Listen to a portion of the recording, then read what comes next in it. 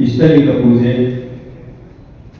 ಹಾಗೂ ಸಿದ್ಧಾಂತ ಶಿಖಾಮಣಿ ಆಧ್ಯಾತ್ಮಿಕ ಪ್ರವಚನದ ಪಾವನ ಸಾನ್ನಿಧ್ಯವನ್ನು ಅನುಗ್ರಹಿಸಿರುವ ಶ್ರೀಮದ್ ಕಾಶಿ ಜ್ಞಾನ ಸಿಂಹಾಸನಾಧೀಶ್ವರ ಶ್ರೀ ಶ್ರೀ ಶ್ರೀ ಸಾವಿರದ ಜಗದ್ಗುರು ಡಾಕ್ಟರ್ ಮಲ್ಲಿಕಾರ್ಜುನ ವಿಶ್ವಾರಾಧ್ಯ ಶಿವಾಚಾರ್ಯ ಮಹಾಸನ್ನಿಧಿಯವರಲ್ಲಿ ದೀರ್ಘದಂಡ ಪ್ರಣಾಮಗಳನ್ನು ಸಮರ್ಪಿಸಿ ಸಭೆಯ ನೇತೃತ್ವವನ್ನು ವಹಿಸಿಕೊಂಡಿರ್ತಕ್ಕಂತಹ ಆತ್ಮೀಯರು, ಕ್ರಿಯಾಶೀಲರು, ವಾಗ್ಮಿಗಳು, ವಿದ್ವಾಂಸರಾಗಿರ್ತಕ್ಕಂತಹ ಪರಮಪೂಜ್ಯ ಷಟ್ಕುಲಬ್ರಹ್ಮಿ ಡಾಕ್ಟರ್ ಮಹಾಂತಲಿಂಗ ಶಿವಾಚಾರ್ಯ ಸ್ವಾಮೀಜಿಯವರಿಗೆ ಭಕ್ತಿಯ ವಂದನೆಗಳನ್ನು ಸಮರ್ಪಿಸಿ ಇದೀಗ ತಾನೇ ಈ ಸಮಾರಂಭವನ್ನು ಉದ್ಘಾಟಿಸಿ ಅತ್ಯಮೂಲ್ಯವಾಗಿರ್ತಕ್ಕಂತಹ ಧರ್ಮ ಸಂದೇಶವನ್ನು ನೀಡತಕ್ಕಂತಹ ಜೊತೆಗೆ ಆಶ್ಚರ್ಯ ಅಂತ ಹೇಳಿದರೆ ನಾವು ಇವತ್ತೇನು ಸಿದ್ಧಾಂತ ಶಿಖಾಮಣಿಯಲ್ಲಿ ಯಾವ ಸ್ಥಳಕ್ಕೆ ಕುರಿತು ಮಾತನಾಡ್ತಾ ಇದ್ವೋ ಅದೇ ವಿಚಾರವನ್ನೇ ಕುರಿತು ಮಾತನಾಡತಕ್ಕಂಥವರು ಡಾಕ್ಟರ್ ಮಂಜುನಾಥ್ ಅವರು. ಡಾಕ್ಟರ್ ಮಂಜುನಾಥ್ ಅವರೇ ಈ ಸಮಾರಂಭದ ಮೂಲ ಬೆನ್ನೆಲುಬು ಆಶ್ರಯದತ್ತರಾಗಿರ್ತಕ್ಕಂತಹ ಕರ್ನಾಟಕ ವೀರಶೈವ ಲಿಂಗಾಯತ ಅಭಿವೃದ್ಧಿ ನಿಗಮದ ಪ್ರಥಮ ಅಧ್ಯಕ್ಷರಾಗಿರ್ತಕ್ಕಂತಹ ಶ್ರೀ PS ಪರಮೇಶ್ವರನವರೇ, ಸಂಪಾದಕ ಮಂಡಳಿಯ ನಿರ್ದೇಶಕರಾಗಿರ್ತಕ್ಕಂತಹ ನಿವೃತ್ತ ಪ್ರಾಚಾರ್ಯರು, ವಿದ್ವಾಂಸರಾಗಿರ್ತಕ್ಕಂತಹ ಡಾಕ್ಟರ್ C ಶಿವಕುಮಾರ ಸ್ವಾಮಿ ಅವರೇ, ತಾಯಿ ಉಮಾದೇವಿಯವರೇ ಹಾಗೂ ಶ್ರೀಮತಿ PR ವಿದೋರವರೇ, ಸುನಂದಮ್ಮರೇ, ಉಮಾದೇವಿಯವರೇ, ಇಲ್ಲಿ ಸೇರ್ತಕ್ಕಂಥ ಸಮಸ್ತ ತಾಯಂದಿರೇ, ತಾಮಸ ನಿರಸನವನ್ನು ಕುರಿತು ಈ ವರ್ಷ ಮಹಾಸನ್ನಿಧಿಯವರ ಆಶೀರ್ವಾದನ ನಡೆಯಬೇಕಾಗಿದೆ. ತಾಮಸ ಅಂದ್ರೇನು, ನಿರಸನ ಅಂದ್ರೇನು ಅನ್ನೋದನ್ನ ನಾನು ವಿವರವಾಗಿ ಹೇಳಬೇಕಾಗಿಲ್ಲ. ಡಾಕ್ಟರ್ ಮಂಜುನಾಥರವರ ಮಾತನ್ನು ಕೇಳಿದರೆ ಅದೇ ತಾಮಸ ನಿರಸನ ಬಗ್ಗೆ ಸ್ಪಷ್ಟವಾಗಿ ಅವರಿಗೆ ಮಾತನಾಡಿರ್ತಕ್ಕಂಥವ್ರು. ನನಗನ್ಸುತ್ತೆ ಡಾಕ್ಟರ್ ಮಂಜುನಾಥ ಅವರಲ್ಲಿ ಒಬ್ಬ ವೈದ್ಯರನ್ನು ಮಾತ್ರ ಕಾಣ್ತಾ ಇಲ್ಲ, ನಾವು ಡಾಕ್ಟರ್ ಅಬ್ದುಲ್ ಕಲಾಂ ಅವರನ್ನೇ ಅವರಲ್ಲಿ ಕಾಣ್ತಾ ಇದ್ದೀನಿ ಅಂತ ನಾನು ಭಾವಿಸ್ತಾ. ಕಾರಣ ಇಷ್ಟೇ, ಬೆಂಗಳೂರು ಜನ ಯಾವುದೇ ಪ್ರಭಾವಕ್ಕೆ ಯಾವುದೇ ಆಮಿಷಕ್ಕೆ ಒಳಗಾಗದೇ ಒಳ್ಳೆತನವನ್ನು ಗುರುತಿಸಿ ಅವರನ್ನು ಜಯಿಸ್ತಾರೆ ಅನ್ನೋದಕ್ಕೆ ದೊಡ್ಡ ಸಾಕ್ಷಿ ಅಂತ ಹೇಳಿದ್ರೆ ಡಾಕ್ಟರ್ ಮಂಜುನಾಥ್ ಅವರು. ನಾನು ಅವ್ರ ಶಿಕಾರಿ ಭಾವಿಸಬೇಕು, ಸರ್ ನೀವು ಎಲೆಕ್ಷನ್ನಲ್ಲಿ ಗೆದ್ದಿಲ್ಲ, ಮತ್ತೇನು ಗೆದ್ದಿರಪ್ಪ ಅಂದರೆ ಎಲೆಕ್ಷನ್ಗಿಂತ ಮುಂಚೆ ಎಷ್ಟೋ ಜನರು ಹೃದಯವನ್ನೇ ಗೆದ್ದಿದ್ದಾರೆ ಅವರು. ಆ ನಂತರ ಚುನಾವಣೆಯನ್ನು ಗೆದ್ದಿರ್ತಕ್ಕಂಥ ಬಸವಣ್ಣವರ ಒಂದು ಮಾತು, ಕೆರೆ, ಹಳ್ಳ, ಬಾವಿ ಮೈದೆರೆದರೆ ಚಿಪ್ಪು ಗೊರಚೆಗಳ ಕಾಣಬಹುದು, ವಾರಿಧಿ ಮೈದೆರೆದರೆ ಮುತ್ತು ರತ್ನಗಳ ಕಾಣಬಹುದು, ಕೂಡಲ ಸಂಗಮ ಶರಣರು ಮನದೆರೆದು ಮಾತನಾಡಿದರೆ ಲಿಂಗವ ಕಾಣಬಹುದು ಅನ್ನುವಂಥ ಮಾತನ್ನ ಬಸವಣ್ಣವರು ಹೇಳಿರ್ತಕ್ಕಂಥ ಮೂರು ರೀತಿಯ ಮಾತುಗಳನ್ನು ಕುರಿತು ಅವರು ಹೇಳ್ತಾರೆ. ಮೂರು ಜನರ ಮಾತು. ಅತಿ ಅಜ್ಞಾನಿಗಳ ಮಾತು ಹೇಗಿರುತ್ತಪ್ಪ ಅಂತಂದ್ರೆ ಬಾವಿ ತೆಗೆದು ಚಿಪ್ಪು ಗೊರಚೆಯನ್ನು ತೆಗೆದುಕೊಂಡು ಹಾಗಿರುತ್ತೆ. ಸ್ವಲ್ಪ ಸುಧಾರಿಸಿದವ್ರ ಮಾತು ಹೇಗಿರುತ್ತಪ್ಪ ಅಂದ್ರೆ ಸಮುದ್ರದಾಗ ಹೋಗಿ ಮುತ್ತು ರತ್ನಗಳನ್ನು ತೆಗೆದುಕೊಂಡು ಹಾಗಿರುತ್ತೆ. ಬಹಳ ಜ್ಞಾನಿಗಳ ಮಾತು ಹೇಗಿರುತ್ತಪ್ಪ ಅಂತಂದ್ರೆ ಸಾಕ್ಷಾತ್ ಅವ್ರ ಮಾತಿನಲ್ಲಿ ನಾವು ಪರಮಾತ್ಮನನ್ನೇ ಕಾಣ್ತಾ ಇದ್ದೀವಿ ಅನ್ನೋ ರೀತಿಯಾಗಿರುತ್ತೆ. ಇವತ್ತು ಡಾಕ್ಟರ್ ಮಂಜುನಾಥ್ ಅವರ ಮಾತು ಆ ಮೂರನೆಯ ರೀತಿಯಲ್ಲಿ ಮನದೆರೆದು ಮಾತನಾಡಿದರೆ ಕೂಡಲ ಸಂಗನ ಲಿಂಗವ ಕಾಣಬಹುದು ಅಂತ ಹೇಳ್ತಾರಲ್ಲ, ಹಾಗೆ ಸ್ವಲ್ಪ ಹೊರಗಲ್ಲಿಗೆ ಹಚ್ಕೊಂಡು ನೋಡ್ಬೇಕು. ಅವರಿಗೂ ನಾವು ದಿನ 24x7 ಮಾತನಾಡ್ತಾನೆ ಇರ್ತೀವಲ್ಲ, ನಮ್ಮ ಮಾತಿಗೂ ಅವರ ಮಾತಿಗೂ ವ್ಯತ್ಯಾಸವನ್ನು ತಿಳ್ಕೊ. ನಮ್ಮ ಮಾತೇನು ಚಿಪ್ಪು ಗೊಚ್ಚದಾಗಿರ್ತಾರೆ ಮಾತಾಡೋದು ಸಭೆಗಳಲ್ಲಿ ನಿರೂಪಕರು ಎಲ್ಲ ಸಭೆಗಳಲ್ಲಿ ಮೇಲೆ ಅನೌನ್ಸ್ ಮಾಡ್ತಾ ಇರ್ತಾರೆ, ದಯವಿಟ್ಟು ಶಾಂತವಾಗಿರಿ, ದಯವಿಟ್ಟು ಶಾಂತವಾಗಿರಿ ಅಂತ. ಆದರೆ ಅಶಾಂತಿಯಿಂದ ಇದ್ದಷ್ಟು ನಾವು ಶಾಂತಿಯಿಂದ ಇರಕ್ಕೆ ನಮ್ಮಿಂದ ಸಾಧ್ಯವೇ ಇಲ್ಲ. ಯಾರು ಸಿಗಲಿಲ್ಲ ಅಂದ್ರೆ ಒಬ್ಬರೇ ಯಾರು ಮಾತಾಡ್ಕೊಂಡು ಕೂತ್ಕೊಂಡಿರ್ತೀವಿ. ಮೊದಲು ಮಾತಾಡ್ಬೇಕಾದ್ರೆ ಯಾರಾದ್ರೂ ಇರ್ಬೇಕು ಅಂತಿತ್ತು. ಇವತ್ತೇನು ಯಾರು ಇರ್ಬೇಕಂತ ಏನಿಲ್ಲ, ದಾರಿಗೆ ಹೋಗ್ಬೇಕಾದ್ರೆ ಒಬ್ಬರೇ ಮಾತಾಡ್ಕೊಂಡು ಹೋಗ್ತಿರ್ತಾರೆ. ಯಾವ ಗಾಡಿ ಬಂದು ಕೂಡ ಹಾರೋ ಚಿಂತೆ ಇಲ್ಲ.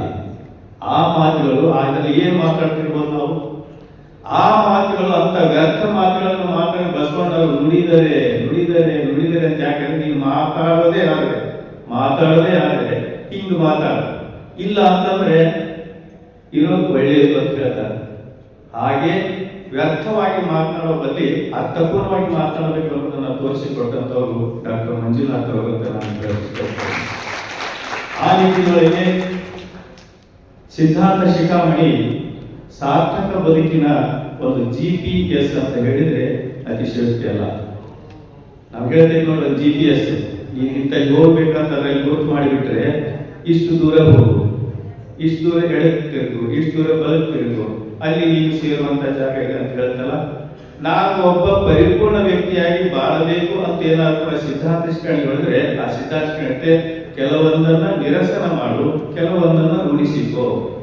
ಯಾವುದು ಕೆಟ್ಟದು ಅಂತ ಸಂಸಾರ ನಿರಸನ, ತಾಮಸ ನಿರಸನ. ಹಾಗೆ ನಾವು ಕೆಲವೊಂದನ್ನು ನಿರಸನ ಮಾಡ್ಕೋಬೇಕು, ಕೆಲವೊಂದನ್ನು ಆವಾಹನೆ ಮಾಡ್ಕೋಬೇಕು. ಯಾವುದನ್ನ ನಿರಸನ ಮಾಡ್ಕೋಬೇಕು, ಯಾವುದನ್ನ ಆವಾಹನೆ ಮಾಡಬೇಕು ಅನ್ನೋದು ನಮಗೆ ಬಿಟ್ಟಿರ್ತಕ್ಕಂಥ. ದೇವರು ಬಹಳಷ್ಟು ಬುದ್ಧಿವಂತ. ಯಾಕೆ ದೇವರಾಗಿನಪ್ಪ ಅಂತಂದ್ರೆ ನೀನು ಹಿಂಗೆ ಮಾಡುವಂತ ಅವ್ನು ಯಾರಿಗೂ ಹೇಳಕ್ ಹೋಗಿಲ್ಲ. ಒಂದು ಒಳ್ಳೆಯ ರಸ್ತೆನೂ ಇದೆ, ಒಂದು ಕೆಟ್ಟ ರಸ್ತೆನೂ ಇದೆ. ಈ ಎರಡರಲ್ಲಿ ಯಾವ್ದು ಆಯ್ಕೆ ಮಾಡ್ಕೊಂತ ನಿನಗೆ ಬಿಟ್ಟಿದ್ದ ಅಂತ ಹೇಳ್ಬಿಟ್ಟಿಲ್ಲ. ಅದೇ ಅಷ್ಟೇ, ತಾನು ಮಾತ್ರ ಸಾಕ್ಷಿಯಾಗಿ ಇಟ್ಕೊಂಡಿದೆ. ಯಾರು ಯಾವ ಕಡೆ ನಡೀತಾರೆ ಅಂತ CCTV ನೋಡ್ಕೊಂಡು ಎಲ್ಲೋ ಒಂದ್ ಕಡೆ ಸುಮ್ಮನೆ ಕೂತಿದ್ದಾನೆ. ನಾವು ಅರ್ಥ ಮಾಡ್ಕೋಬೇಕು, ನಮ್ಮನ್ನ ನೋಡುವಂತ ಭಗವಂತ ಒಬ್ಬ ಇದ್ದಾನೆ. ಅವನು ಒಳ್ಳೆ ದಾರಿಯನ್ನು ತೋರಿಸ್ತಾನೆ, ಕೆಟ್ಟ ದಾರಿಯನ್ನು ತೋರಿಸ್ತಾನೆ. ನಾವು ಯಾವ ದಾರಿಯಲ್ಲಿ ನಡೀತೀವಿ ಅಲ್ಲಿ ಕೂತ್ಕೊಂಡು ನೋಡ್ತಾ ಇರ್ತಾನೆ. ಆ ಕಾರಣಕ್ಕಾಗಿ ಅವನು ಮೆಚ್ಚುವಂತೆ ದಾರಿಯಲ್ಲೇ ನಾವು ನಡಿಬೇಕಂತ ನಾವು ಭಾವಿಸಿದ್ರೆ ನಮ್ಮಂತ ಒಳ್ಳೆಯ ಮನುಷ್ಯರು ಮತ್ತೆ ಯಾರು ಕೂಡ ಆಗಲಿಕ್ಕೆ ಸಾಧ್ಯ ಇಲ್ಲ. ಆದರೆ ದೇವರು ಸುಳ್ಳು, ದೀರ್ಘ ಸುಳ್ಳು, ಅದು ಸುಳ್ಳು, ಇದು ಸುಳ್ಳು. ಅಂತಹ ಕೆಟ್ಟ ನಾಸ್ತಿಕ ಭಾವನೆಯಿಂದ ಯಾವ ಕೆಟ್ಟ ಭಾವನೆಗಳನ್ನ ನಾವು ಬದುಕಿದ್ದೆ ಆಯ್ತಂದ್ರೆ ನಮ್ಮ ಬದುಕಿಗೆ ಅರ್ಥವಿರೋದಿಲ್ಲ. ಆ ಕಾರಣಕ್ಕಾಗಿಯೇ ಜಗದ್ಗುರು ರೇಣುಕ ಭಗವತ್ಪಾದರು ಸಿದ್ಧಾಂತ ಶಿಖಾಮಣಿಯ ಶರಣಸ್ಥಳದ ಅವಾಂತರ ಸ್ಥಳದಲ್ಲಿ ತಾಮಸ ನಿರಸನ ಸ್ಥಳವನ್ನು ಕುರಿತು ಬೋಧನೆಯನ್ನು ಮಾಡ್ತಾ ಇರ್ತಕ್ಕಂಥ.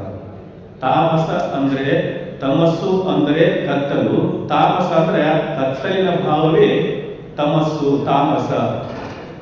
ಅಂತೆಯೇ ಕತ್ತಲು ಅಂತ ಹೇಳಿದ್ರೆ ಯಾವ ಅಂದ್ರೆ ಬೆಳಕಿನ ಕೊರತೆಯೇ ಕತ್ತಲು. ತಾಮಸ ಅಂತ ಹೇಳಿದ್ರೆ ಜ್ಞಾನದ ಕೊರತೆಯೇ ತಾಮಸ.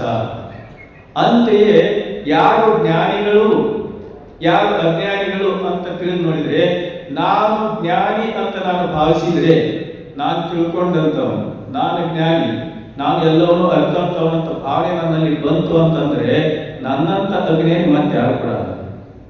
ಆದ್ರೆ ನಾನು ಅಜ್ಞಾನಿ, ನಾನು ಇನ್ನೂ ತಿಳಿಬೇಕಂತ ಬಹಳ ಇದೆ ಅಂತ ನಾನು ಭಾವಿಸಿದ್ರೆ ಅವ್ರ ಜ್ಞಾನದ ಕಡೆ ಒಂದು ಹೆಜ್ಜೆ ಇಟ್ಕೊಂಡು ಮುಂದೆ ಹೋಗ್ತಾ ಇದ್ದಾರೆ ಅಂತಾನೆ ಅರ್ಥ.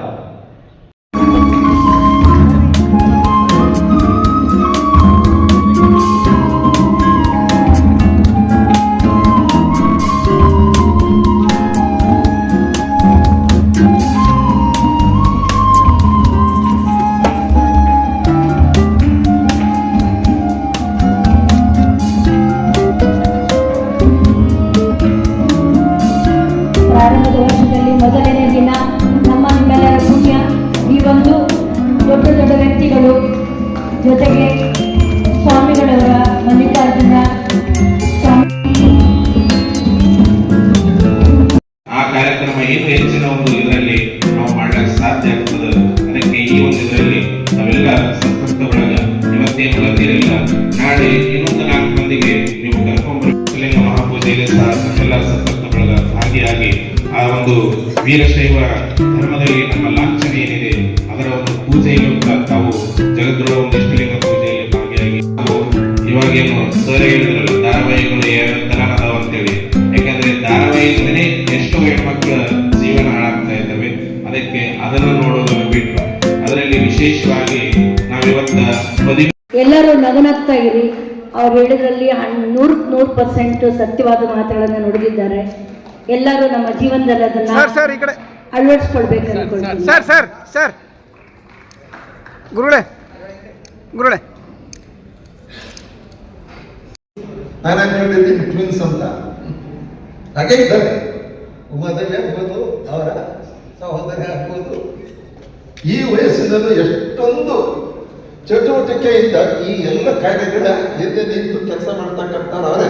ನಾನು ನಾಲ್ಕು ಅವಸ್ಥೆ ಅಧ್ಯಕ್ಷ, ಹೆಸರಿಗೆ ಮಾತ್ರ ಅಷ್ಟೇ ಅಧ್ಯಕ್ಷ. ಎಲ್ಲ ಅವರೇ ವ್ಯವಸ್ಥೆ ಮಾಡತಕ್ಕಂಥದ್ದು. ನಿಜವಾಗ್ಲೂ ನಮ್ಮ ಎಲ್ಲ ಸಂಸ್ಥೆಯ ಪದಾಧಿಕಾರಿಗಳ ಪರವಾಗಿ ಅವರಿಗೆ ಕೃತಜ್ಞತೆಯನ್ನು ಸಲ್ಲಿಸಬೇಕು. ಈಗ ತಾನೇ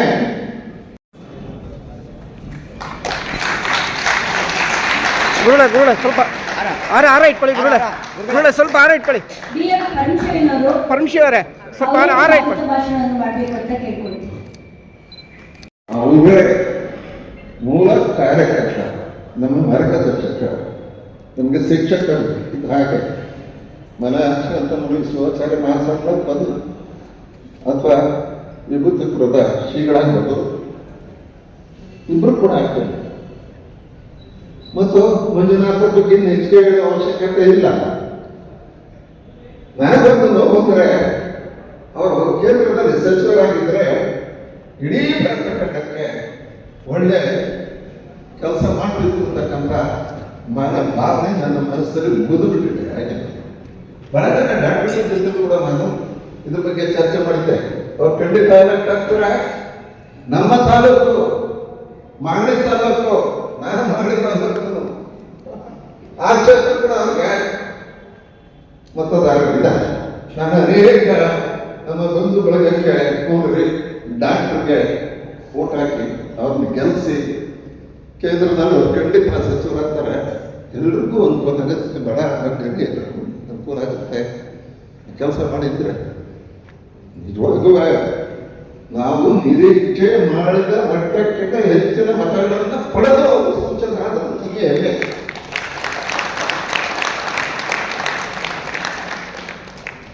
ಪ್ರಶಾಂತ್ ಇಬ್ಬಲ್ಪೇಟೆ